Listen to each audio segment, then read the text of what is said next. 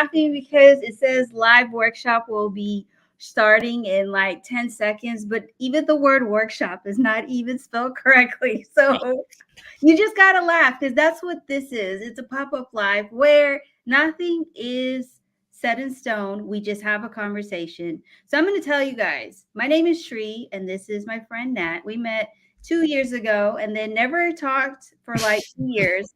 And then one day he gets in my DM talking about, do you want to grow your personal brand? And I said, you know what?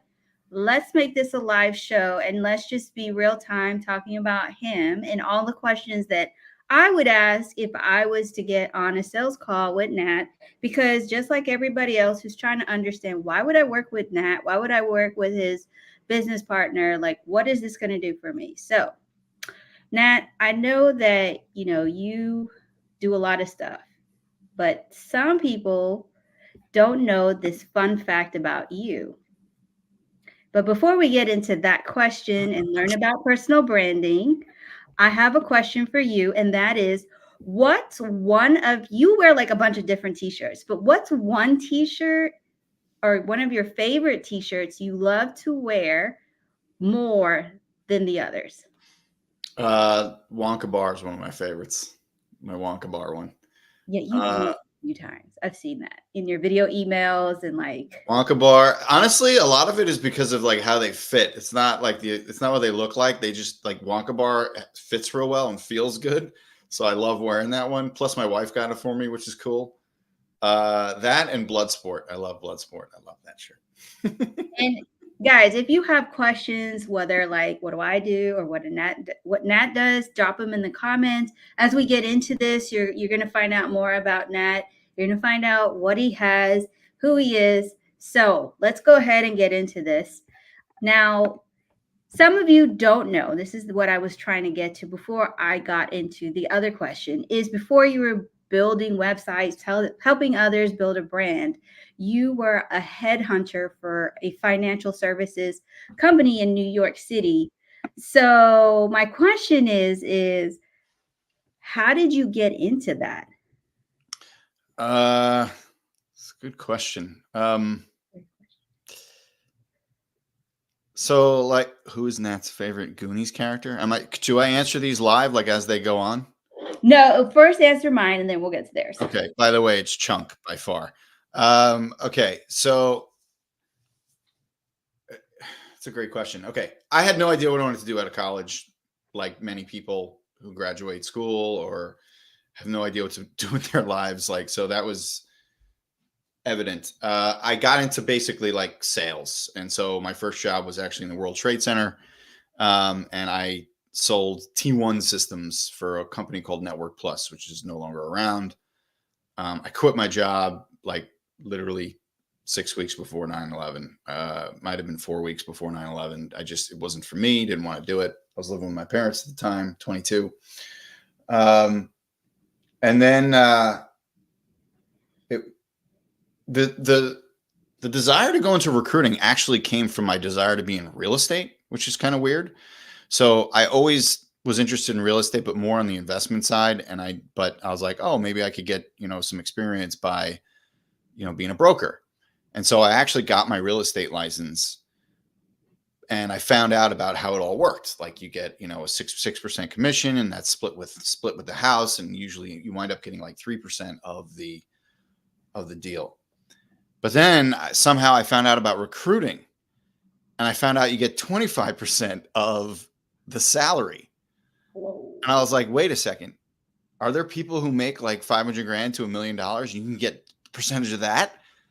And so my first job in recruiting was not that. It was in pharmaceuticals and medical devices. And so I did that for like 6 months or so. But as soon as an opportunity came along to work in Manhattan, I took it, and I worked with a company that basically represented investment banks. So I was recruiting for investment banking positions and sales and trading positions. And some of these people on Wall Street obviously made quite a bit of money.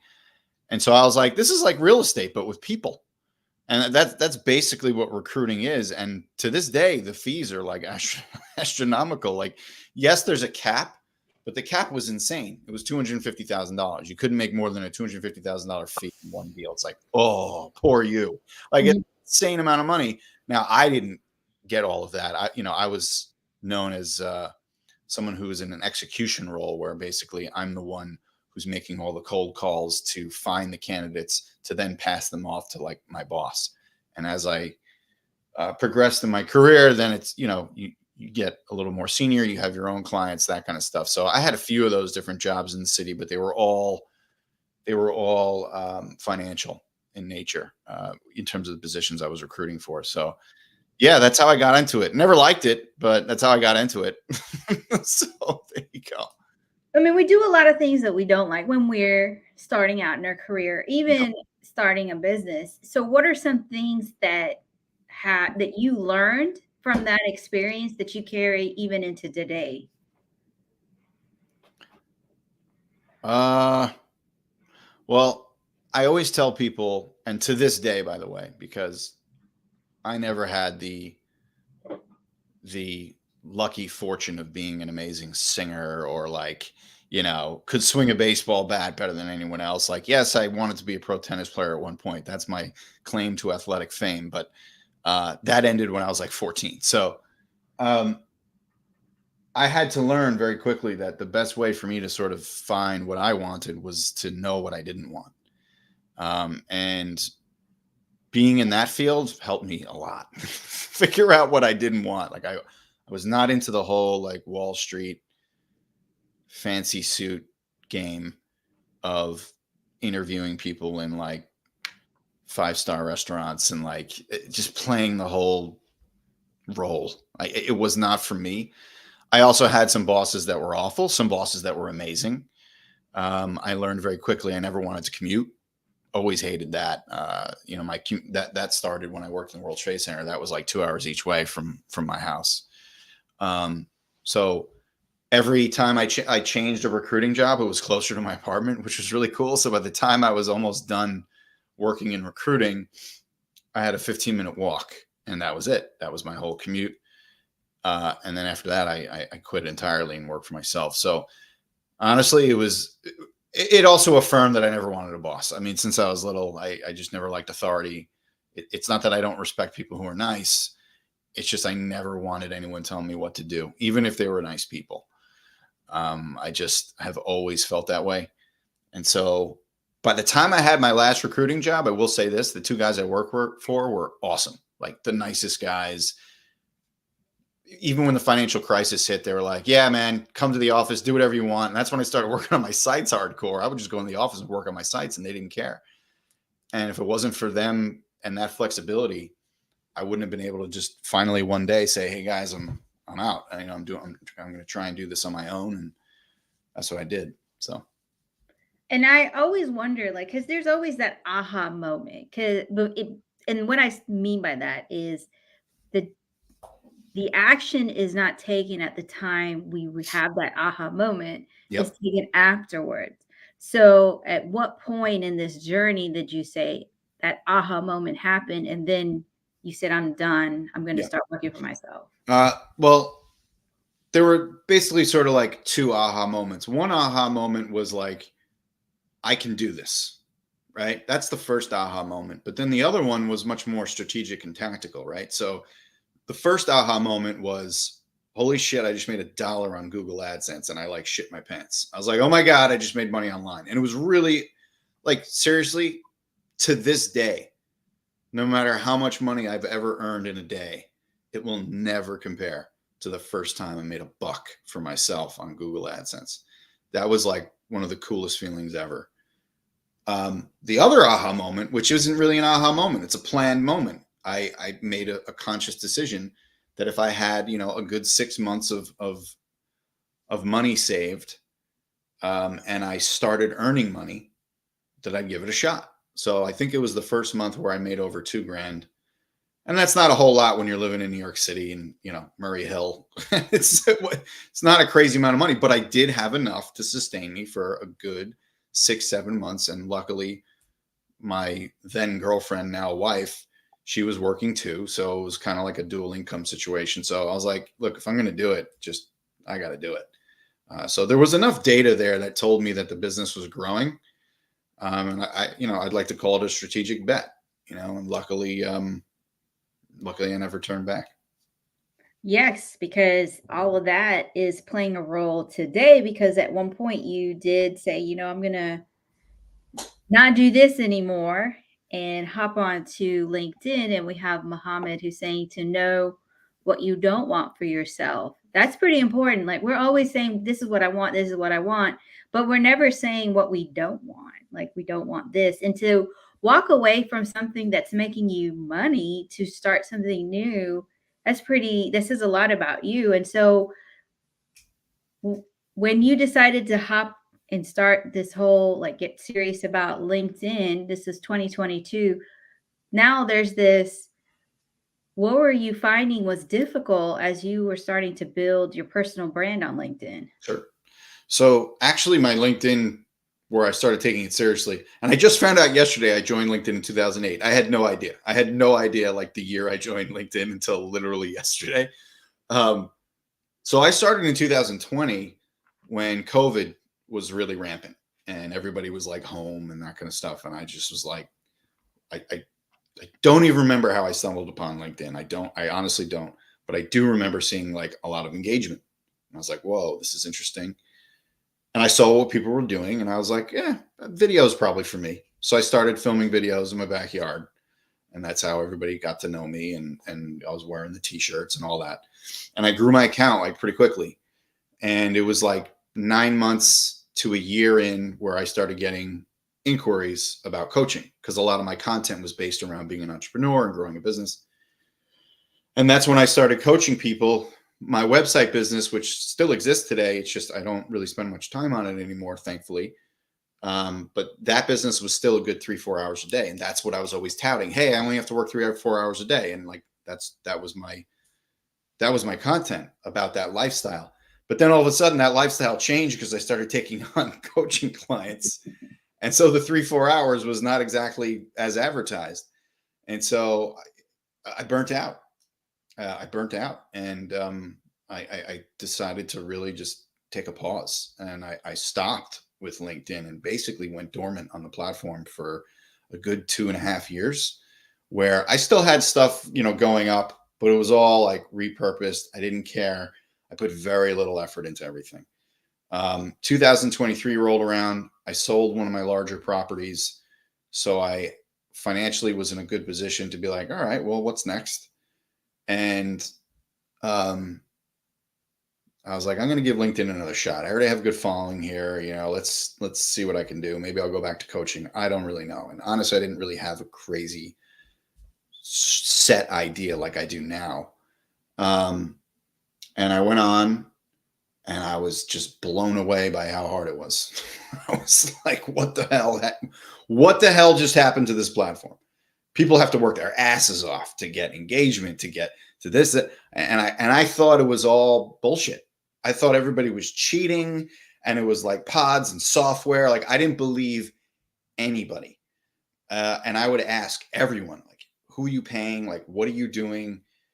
And they would all just be like, no, man, I'm just on here all the time. And finally, like I had a conversation with a pretty big user. Everybody knows Luke Matthews on here. Who's Luke? Yeah, right. Exactly.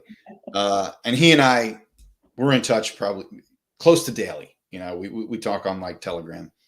And for some reason, he always like looked out for me because in those 2 years, he grew a ton when I was just like sitting on my ass. And I was like, dude, this is really hard. he's like, yeah, this is not the same. He's like, you have to comment like crazy. You have to build relationships with all these little 20-year-olds who are on here constantly. He's like, you got to start over. I'm like, damn, it just pissed me off. And I was even told by a number of people, like, you need to like remove your account, start over. Like because they said that new accounts were favored by the algorithm. I was like, I can't do that. I was like, I can't just throw away. I think at the time I was at around 25,000 followers. I was like, I can't just do that. And so I didn't. And so between January of 23 and July of 23, just total grinding. And I could show you my statistics. It was like 40 comments a day, 30 likes a day. Like those were my stats in January 2023. And if anybody wants to see them, I'm happy to share it. And even all the way through July, not crazy stuff, like not major. I mean, yes, I improved a little bit every month, but nothing like blew up or really took off. And guess who came knocking on my door in July? It was Luke again. He's like, dude, your content sucks. You're mailing it in. Your profile's not professional. You need better photos. You need da-da-da-da. And he was like, that's how you'll grow. He's like, why aren't you doing slideshows? Why aren't you doing this? Why don't you do that? And I was like, fine.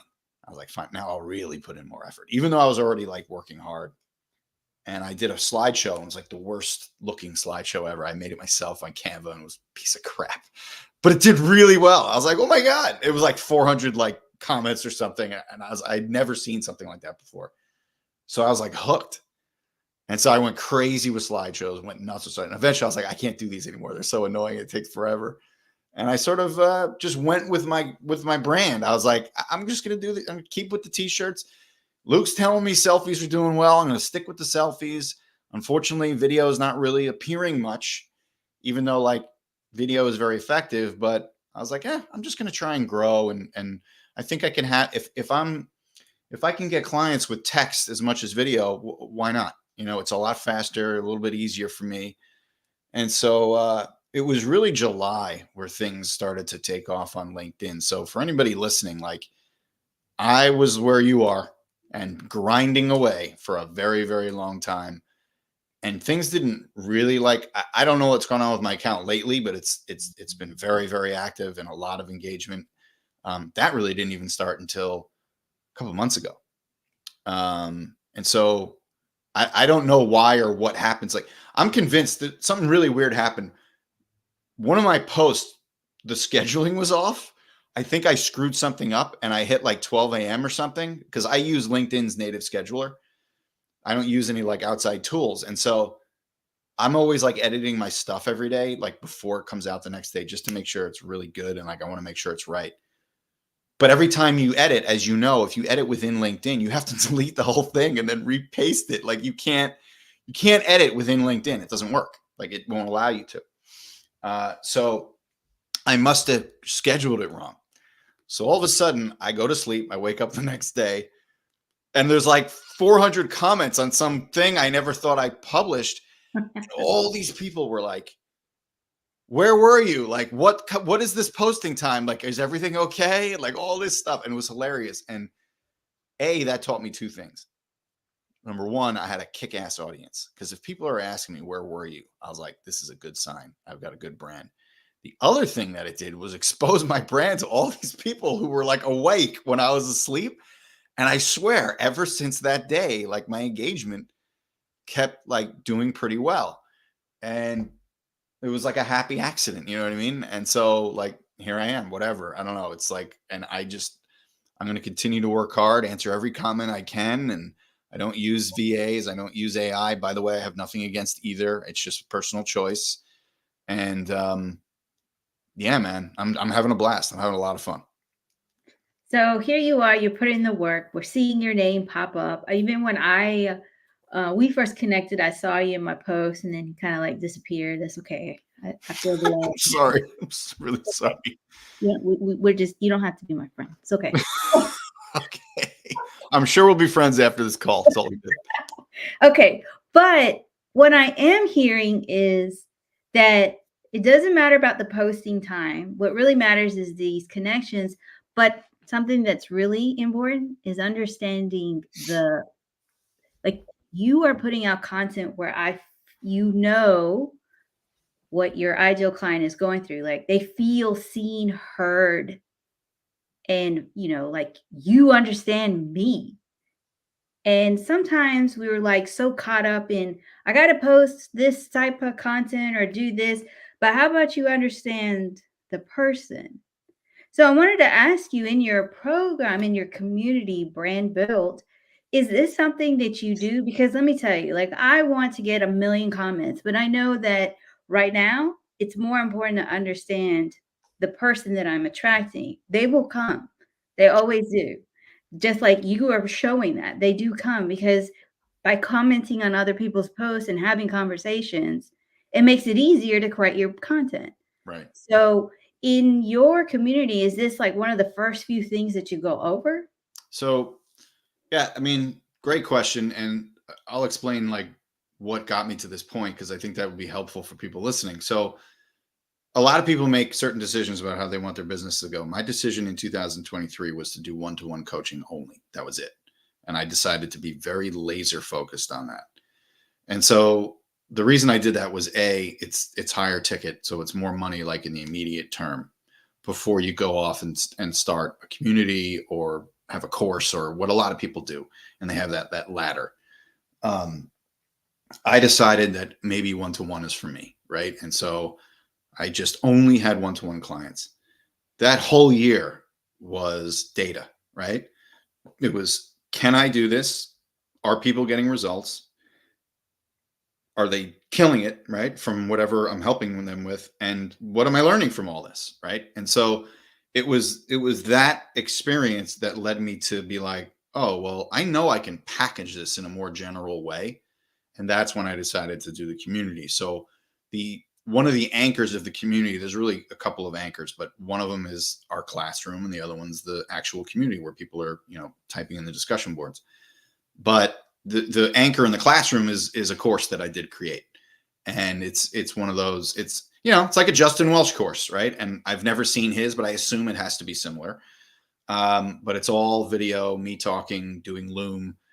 People can see exactly what I do on LinkedIn, like literally recording what I do, and I show them step by step. So, but to your point, which I think is more important, when you've had a lot of client experience, you know how they feel, you know what they think, you understand their problems on a daily basis. And don't get me wrong, I was also an entrepreneur for 18 years prior to doing LinkedIn. I know the rigors and the pains and all the stuff that we all go through.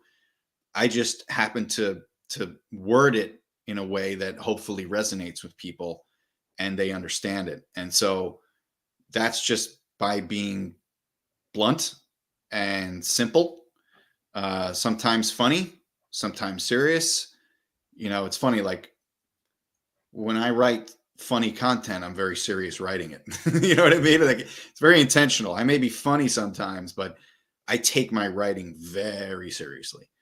And so um, there's so many ways, like, and that's the thing that a lot of people have trouble with. And I understand that, but I've been writing for 20 years online. So it's somewhat second nature. And if I see a conversation, I know I can extract 50 ideas out of it. That's not an easy muscle to develop, but you can, I believe everybody can in some way, like for sure. But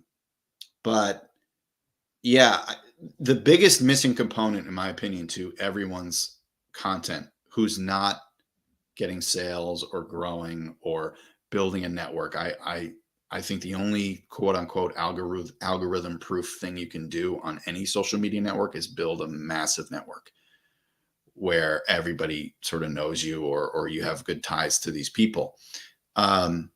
So to get to a point of like, oh, that's what I was saying, that a lot of people are missing. People always miss the emotional component to posts, and it doesn't mean you have to say like angry or sad. There's also a psychographic demographic thing going on. So like, I'll give you an example. If I want to talk to an audience of people in their 40s or 50s, right, I might use the word rat race.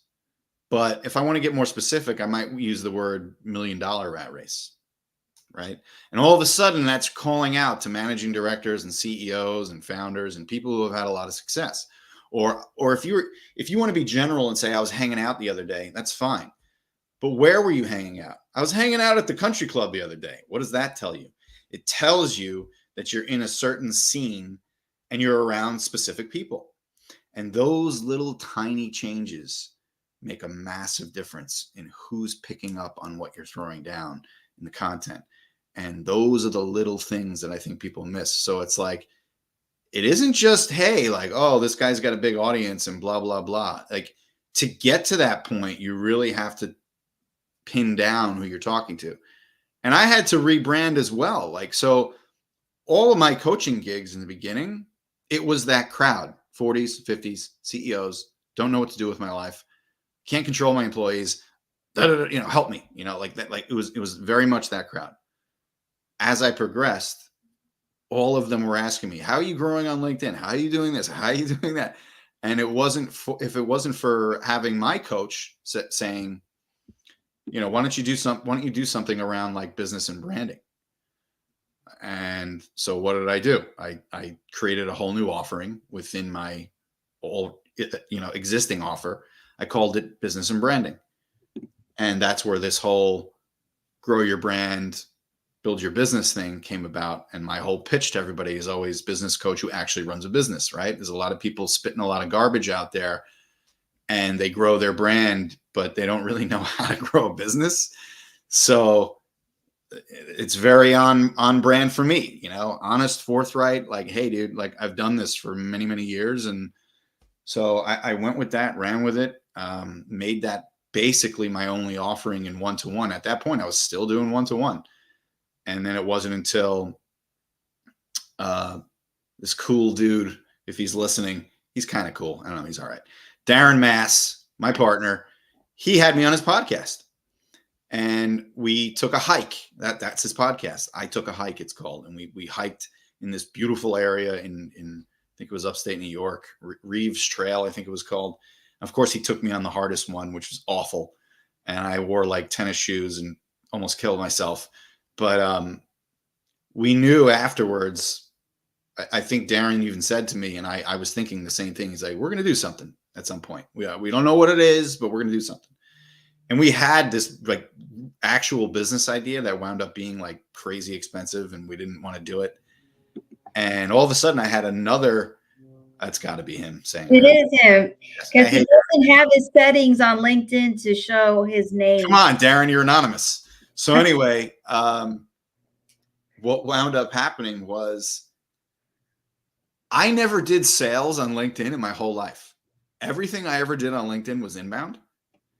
And I'll give a shout out to a guy who's hardcore outbound. His name is Matt Lakiev. I don't know how to pronounce his last name, but he's a guy that specializes in like outbound. And he was for all you people who want to get business, he was really nice and said to me, you want me to teach you this stuff in an hour for nothing? I said, sure. So it wasn't even necessarily the lessons of outbound that he was teaching me. It was more the fact that he said, in my community, I said, you have a community? And he's like, yeah. I was like, I don't know, man. I hear bad things about communities. Everybody quits. Everybody burns out. And I realized, he said, yeah, but I have a partner. I said, oh, interesting. So I went to Darren. Darren was in right away. And we put up school like that day. It took us 5 minutes. It was nothing. It was like no big deal. That's the beauty of technology today. So we put up a community, figured it out. We were like, okay, we'll do a classroom. We'll have a discussion board. And my course wasn't even, I hadn't even started it yet. But I was like, I don't care. We're going to anchor this thing by a course. I'm going to make it. And Darren knows this. I busted my ass on that thing for like weeks. And I was like obsessed with finishing it. And once that was done, then I felt way more confident selling it. And then Sri, you were part of my selling. I go out there and, to anybody listening, look, here's something you need to understand and take very, very seriously. When someone comments on your post or they connect with you or they view your profile, you can slough it off as it being nothing. You can. Or you could go my route and say that person had everything in the world to do at that moment in time, but they didn't do it. They saw me. They decided to engage with my shit. Right? They decided to say hello to me and I owe them. It's my responsibility to make sure that I pay attention to them as well. And here's the crazy thing about sales. If you don't believe in what you're selling, I know for a fact, anybody who is looking to up their business or brand, I know for a fact I can help them. So I have no shame in saying to someone, hey, I just started a community. I think you might be a fit. Would you be interested? Because I'm really, really confident, A, that I can help, but B, in the fact that like, hey, I don't think I'm being a scumbag here. Like they already know who I am. And that's the power. It's all circular. That's the power of having a brand. It's like, if you are known and people are already following your stuff, I don't think I've ever had, like, the worst thing someone's ever done when I've tried to sell them that way. I think they like blocked me in Sales Navigator like once. I've probably sent 1,000 DMs at this point about the community. And I swear 75% are like, sure, show me what you got. Do all of them join? No, we have 66 members right now. But hell yeah, 66 members. It's a lot. It costs money to join our community. So, it's like, just let her rip, man. Just let her rip. But like, have a plan and take this shit seriously. I would definitely check out, the link is in my comments, and if you click on it, it takes to school, and then there's a video, and he gives a tour of the community and the classroom, and you even have about video from Danny D, which, by the way, was my sales coach in 2022. Nice. I was telling him, Danny's in our group, man. Danny's in our group. Shout out let to me Danny. promote this and say, to the day I die.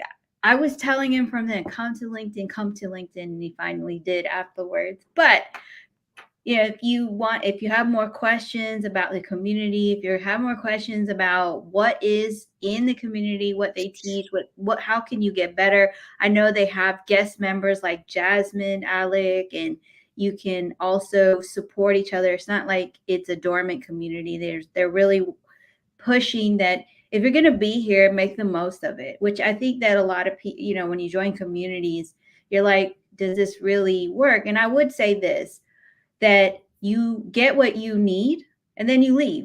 And and you, as the person who creates the community, need to understand people get what they need and they leave. And as a member of the community, you need to put in the work, get what you need. And then if you want to stay for a year, but commit to it. And that's what I'm hearing from Nat. He committed to his process. He committed to this journey. I do have a question, and it came from Darren. But it kind of goes with that whole, you went on this, hike, and getting into a partnership is like, dating, like sales. If you think of sales and dating is the same, because you need to make sure this is going to work out. So, before you met Darren, did you ever think that you would have a business partner? I did. And he was great. If he's listening, he's probably not. His name is Michael Chase. He was my partner. And oddly enough, things come full circle. We're working together again, but something very separate. His company, my company, he's helping me with my websites. So I was with Michael for a while, probably 10 years or so. And we had a very good partnership, and luckily we ended on very good terms. So, but honestly, when I ended with my first partner, I was pretty sure I was never going to have a business partner again. Like I was relatively certain. What drew me to Darren is he's just a good dude, like, period. It's all people. And he honestly believes in generosity. He believes in serving, as corny as that sounds, and as corporate as that sounds. Like, every day we just think about, like, how can we, like, help our community more? How can we do it? Like, even just today, we added a function where it's almost like grade school, where you have extra help. We're doing extra help on Wednesdays with our community members. Like, they're allowed to, come in half an hour, talk to us. We're going to do it every single week, like things like that. And that's something that very much comes from Darren's line of thinking, as well as my own. But we fit very well. And you said relationship, partnerships are a marriage, right? And so we work together well, because I'm like the gruff t-shirt guy who like just says fuck and doesn't care. And like, I just post what I want to post. But we are running a business here, right? And Darren ran a very successful business for a long time, which he exited in 2018. And he has that business savvy, wherewithal, corporate stuff that is going to be needed as we continue to grow. So yeah, you hit it on the head as far as dating and all that stuff. Like, I'm very happy with our partnership right now. I have no idea where it's going to go or how many fights we'll get into. We've been into, we've had our tiffs, but I can safely say from a business perspective that it's a very good match right now. And that's what's important. Like sometimes we get into things we don't think it's the right fit, but a suggestion, maybe go on a really hard hike, see if they survive, or maybe do like Maybe that's his criteria. I don't know. how those people wear those sumo wrestler like outfits and you go after each other, see how that works. Like, Sure. you want to make sure this is working. And I have a Facebook community member who's sharing, his name is Inderpreet, and he's sharing, we are planning to create directory of coaches where we are planning of creating their events, how we approach them to reach them to starting every cost expense on us, how to do this till we monetize. And then he's, after 6 months, we're already doing for one client. So technical things we know. And again, if you're interested in learning more about the community that Nat and Darren have, I've dropped the link. I'll make sure I drop the link on all the platforms that's streaming right now, which is Facebook, my Facebook community, LinkedIn, YouTube, X. So again, Nat's a really nice person. You could tell him you saw him on this show. Comment like for 2 years, and then he'll get in your DMs and tell you, thank you for showing support on my post. Okay. Or you could just be real lucky and he'll come to you right off the bat. Or if you are, and I want to say this, like starting a business, building your personal brand is hard. And don't look for the easy, when I say easy, not paying. Like this is a low entry to being around other people, being around people who understand the nuances of running a business, getting online, selling socially. I mean, I would highly recommend. I actually checked it out because I had to ask these questions to Nat, but you are starting out. This is an option for you. Check it out. If you don't like it, you can stop. Like it's not a contract. Nope. It's just Cancel anytime. pay per month. I always say at least give it 90 days. Give something 90 days, go all in, be focused, and see what happens. And do you have any last words before we end for today? No excuses. Get it done. That's right. So thank you everybody who joined in on this pop-up live with Nat and learning about him and his community, which again, the links are there. I will make sure to drop it for the other platforms. And if you have any questions, make sure that you come to his posts, ask in the comments, because maybe he might not get to your message right away, but he'll get to that comment. Trying, man. Trying. I swear. Like it's getting a little tough, but I think of all the creators that get lots of comments. I'm doing a pretty good job. I'm trying. You're doing amazing. And if you get more comments about questions for your program, then I did something right. Awesome. Yeah. No, I appreciate it. No problem. Until the next live. Bye, everybody. See you later.